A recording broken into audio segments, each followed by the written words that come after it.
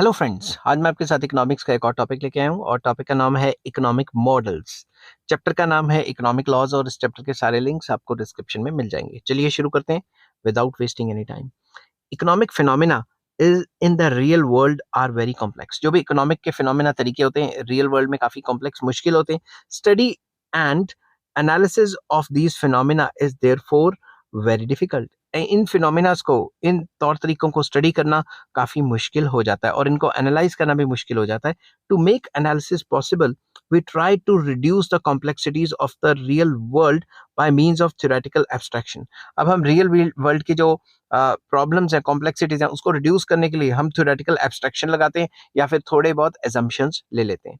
For this purpose economic models are prepared which are simplified representation of the real world. तो basically economic models क्या है, इस हिसाब से एक सिंप्लीफाइड रिप्रेजेंटेशन है रियल वर्ल्ड में क्या क्या हो सकता है, कैसे कैसे हो सकता है, उसको सिंप्लीफाइड तरीके से बताने का तरीका है इकोनॉमिक मॉडल्स। ठीक है। In fact the analytical power of model stems from the elimination of irrelevant details, which enables the economist to focus on essential features of the economic reality he is attempting to understand। तो basically इसमें क्या किया जाता है, जो irrelevant चीजें हैं उनको एलिमिनेट कर दिया जाता है बाय टेकिंग द assumptions, ताकि जो इकोनॉमिस्ट है उसका मेन फोकस प्रॉपर थ्योरी पे ही रहे। The theoretical abstraction requires a set of meaningful and consistent assumptions which aim at simplification of phenomena or behavioral pattern that the model is designed to study। तो इसमें क्या होता है, theoretical abstraction के अंदर क्या हो जाता है, a set of meaningful and consistent assumptions ली जाती हैं और उनका मेन फोकस होता है कि मॉडल को सिंप्लीफाई रखा जा सके और बिहेवियरल पैटर्न को स्टडी किया जा सके, जो इररिलेवेंट चीजें उनको मॉडल के असर से दूर रखा जा सके।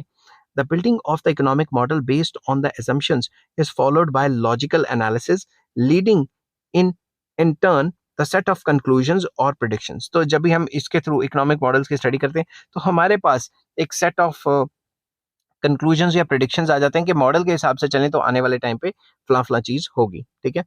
Hence, economic models are an abstraction from reality। तो इकोनॉमिक मॉडल्स क्या होते हैं, एक एब्स्ट्रैक्शन होते हैं रियलिटी के हिसाब से।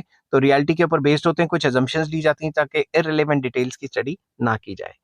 द पैराग्राफ चेंज करके मैंने लिखा है, economic models are generally first presented in the form of verbal statements. तो पुराने जमाने में जो इकोनॉमिक मॉडल्स हैं उनको वर्बल स्टेटमेंट्स के जरिए रखा जाता था, बट आजकल तो मैथमेटिकल और इकोनोमेट्रिक तरीके आ गए।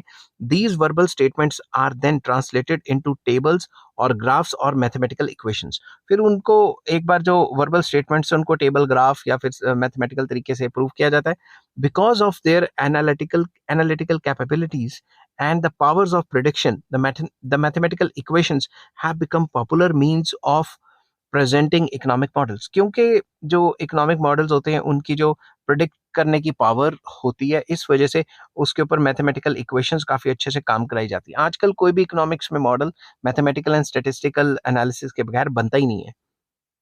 It is an important characteristic of scientific model building that the model should capture only the essential relationships that are sufficient to analyze a particular problem with which we are concerned। तो आजकल basically जो scientific तरीके से जो models बन रहे हैं उनका मेन फोकस है कि जो रिलेशनशिप हम मॉडल में डिस्कस कर रहे हैं सिर्फ उसी की बात करें, इधर उधर की बात ना करें। इसलिए कई एजम्पशंस ले लेते हैं और उन अनवांटेड चीजों को मॉडल से निकाल देते हैं। आई होप ये वीडियो आपको पसंद आई होगी। अगर पसंद आती है तो please like, share and subscribe. Next topic मैं डिस्कस करूंगा मॉडल बिल्डिंग प्रोसीजर क्या है, उसका भी लिंक आपको डिस्क्रिप्शन में मिल जाएगा। Take care, bye bye.